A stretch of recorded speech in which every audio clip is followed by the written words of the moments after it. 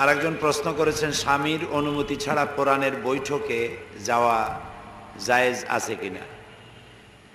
স্বামীর তো সেই সব হুকুম মানতে হবে যেগুলি মানলে আল্লাহ এবং রসুলের সাথে নাফরমানি হয় না, আর যেসব হুকুম মানলে পরে আল্লাহর হুকুমের সাথে নাফরমানি হয় সেগুলি মানা যাবে না। মা বাপি করুক আর স্বামীতেই করুক।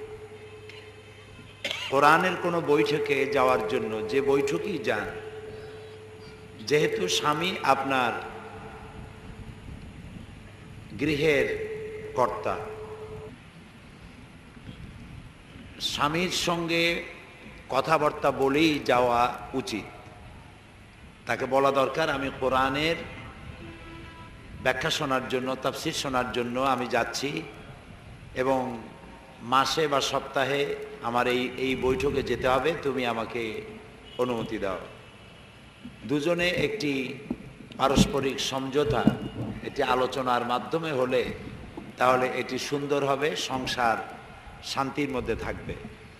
আর না জানিয়ে আপনি কোথায় গেলেন, কোরআন শরীফ শুনতে গেলেন না অন্য কোনো কাজে গেলেন, বাজার করতে গেলেন, এটা স্বামীর কাছে স্পষ্ট থাকে না, ফলে নিজেদের মধ্যে ভুল বুঝাবুঝি সৃষ্টি হতে পারে।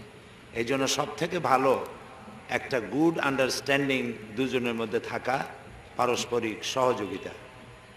আর যদি স্বামী অনুমতি না দেয় কোরআনের বৈঠকে যেতে, তাহলে তাকে বুঝায় আসতে হবে। দ্বিতীয় প্রশ্ন তিনি করেছেন, মহিলাদের রাজনীতি করা জায়েজ আছে কিনা।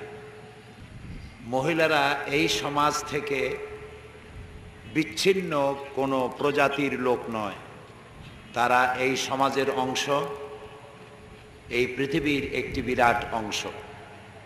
আল্লাহ তাআলা পৃথিবীতে মানুষ সৃষ্টি করেছেন এবং তাকে দুই ভাগে ভাগ করেছেন, পুরুষ এবং নারী।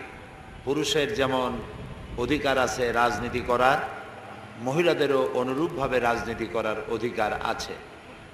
তবে পুরুষ যেভাবে করতে পারে, মহিলাদের সেসব ক্ষেত্রে কিছু বিধিনিষেধ আছে। সেই বিধিনিষেধগুলি তাদেরকে মেনে চলা উচিত।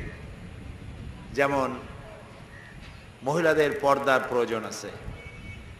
মহিলাদের যদি মিছিল করতে হয়, রাজনীতির কারণে সমাবেশ করতে হয়, তাহলে তা পর্দা সহকারী করা উচিত। এমনটি নয় যেমন আমরা টেলিভিশনে ইদানিং দেখছি যে হরতালের দিনে এক শ্রেণীর মহিলারা, তারা যুবতী মহিলারা রিক্সা উল্টায় দিচ্ছে, বাসে পাথর মারতেছে, আগুন দিচ্ছে, রিক্সার ড্রাইভার গাড়ি থেকে নামায়া, আরোহী নামায়া গালের উপরে থাপ্পড় মারছে। এদের কি মেয়ে লোক বলা চলে? এগুলি খুবই দুঃখজনক। এদের যদি কোনো অভিভাবক থাকে, তাহলে আমি জানি না তাদের অভিভাবক আছে কিনা, যদি থাকে তাহলে এসব মেয়েদেরকে নিয়ন্ত্রণ করা উচিত। এটি বাংলাদেশের মর্যাদা সারা বিশ্বের বুকে ক্ষুণ্ণ করেছে। বাংলাদেশ পৃথিবীর দ্বিতীয় বৃহত্তম মুসলিম দেশ। এদেশের যখন টিভিতে কোনো দৃশ্যায়ন করা হয়, তখন সে ছবি শুধু বাংলাদেশের মধ্যেই সীমাবদ্ধ থাকে না, সেটি গোটা বিশ্বে ছড়িয়ে পড়ে এবং এই দেশের মর্যাদা ক্ষুণ্ণ হয়। মেয়েদের এটা কাজ নয় যে তারা রিক্সা ভাঙচুর করবে, বাস ভাঙচুর করবে।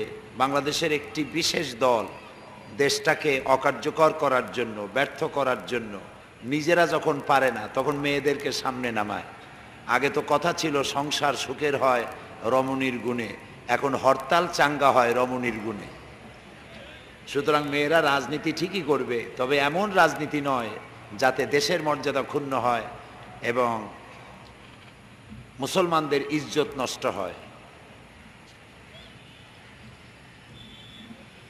আরেকটি প্রশ্ন করেছেন এক বোন, স্বামী নামাজ পড়ে না, এ বিষয় নিয়ে ওনার সাথে রাগারাগি হয়, কিন্তু ইসলামে স্বামীর সাথে খারাপ ব্যবহার নিষিদ্ধ, করণীয় কি একটু দয়া করে বলবেন। খারাপ ব্যবহার করে রাগারাগি করে তো হেদায়েত করতে পারবেন না। আল্লাহ তাআলা তার রাসূলকে বলেছেন, ইন্নাকা লা তাহদি মান আহবাবতা, আপনি যাকেই পছন্দ করেন, ভালোবাসেন, হেদায়েত করতে পারবেন না। তো রাসূলকেই আল্লাহ বলেছেন হেদায়েত করতে আপনি পারবেন না। হেদায়েতের মূল মালিক কে? পুরুষেরা জোরে বলেন। হেদায়েতের মালিক হচ্ছেন আল্লাহ তাআলা। সেই জন্য আপনি তো হেদায়েত করতে পারবেন না, আপনার স্বামীকে রাগারাগি করবেন না, বরং তাকে শান্ত মনে বুঝাবেন। ভালোবাসা দিয়ে যা করা যায়, ধমক দিয়ে তা করা যায় না, তা আদায় করা যায় না। অভিমান করে রাগারাগি করে স্বামীর কাছ থেকে যা আপনি আদায় করতে পারবেন, তার থেকে বেশি ভালোবাসা দিয়ে আপনি আদায় করতে পারবেন, এটাই স্বাভাবিক। এই জন্য আপনি স্বামীর সাথে রাগারাগি না করে বরং তাকে বোঝাবেন, এই পৃথিবী শেষ নয়, একদিন তোমার আমার মরা লাগবে। আর হাদিসে আছে যে নামাজ পড়ে না সে কাফের হয়ে যায়, নামাজ না পড়লে জাহান্নামে যাবে। তুমি কি চাও কিয়ামতে তুমি জাহান্নামে যাবে? তুমি কি চাও তুমি কাফের অবস্থায় তোমার মৃত্যু হোক?